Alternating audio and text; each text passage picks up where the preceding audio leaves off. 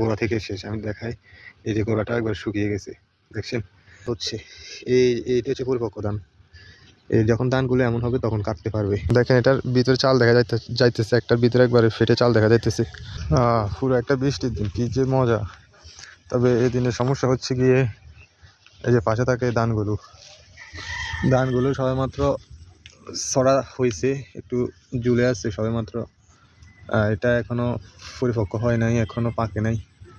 এই অল্প কিছুদিনের মধ্যে পাকবে, কিন্তু এর মধ্যে আবহাওয়া এরকম সময় ক্ষতি কেন আমি বলি কয়েকটা ক্ষতি বলি। একে তো এই ধানগুলো এগুলো এখন পরিপক্ক হয় নাই।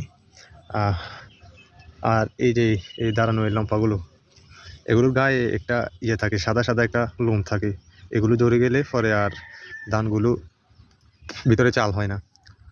তো যে বাতাসটা হয় আজকে, এখন যে বাতাসটা হচ্ছে চারদিকে, এই যে চারদিকে যে বাতাসটা হচ্ছে, এটার সমস্যা করে হচ্ছে গিয়ে এই ধানগুলো যেগুলো লম্বা যে ধানগুলো, সেগুলো শোয়াই ফেলে।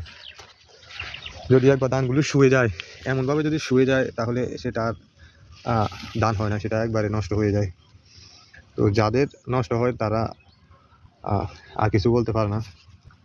আর দ্বিতীয়ত এই যে বাতাস হলে এই যে ক্ষতিটা হয়, এই ধানটা বাতাসের কারণে ইয়ে হয়ে গিয়েছে, এটার ফুলগুলো ঝরে পড়ে গেছে। তো পরে এটার চাল হয় নাই। দেখেন এটা কি হয়েছে, দেখেন একবার লাল হয়ে গেছে। এটার মধ্যে আর চাল হওয়ার কোনো সম্ভাবনা নেই, এটা শেষ, একবার গোড়া থেকে শেষ আমি দেখাই। এই যে গোড়াটা একবার শুকিয়ে গেছে, দেখছেন। তো এই হচ্ছে ক্ষতি। তো এই সময় বৃষ্টির দিনটা মানে গ্রামের মানুষদের জন্য ভালো না। যদি এই ধানগুলো যদি সরে যেত, উঠে যেত, তাহলে এই সময়টা খুবই পছন্দের আমাদের একটা সময় ছিল, খুবই ভালো একটা সময়। এই যে দেখেন কি সুন্দর ওয়েদার, এইদিকে ধানগুলো সবেমাত্র ফেঁকে আসতেছে, লাল হচ্ছে। এইটা হচ্ছে পরিপক্ক ধান।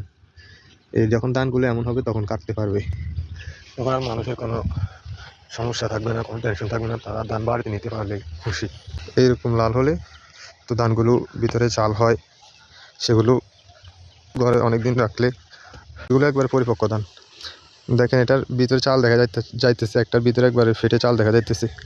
তো এগুলো এখন যে সময়টা, যেমন এখন বাতাস হচ্ছে প্রচুর, এই যে দুলতেছে ধানগুলো, এই সময় বাতাসের আগে যদি এই ধানটা উঠানো যায়, তো অনেকদিন পর্যন্ত ঘরে রাখা যায়, কোনো সমস্যা হয় না।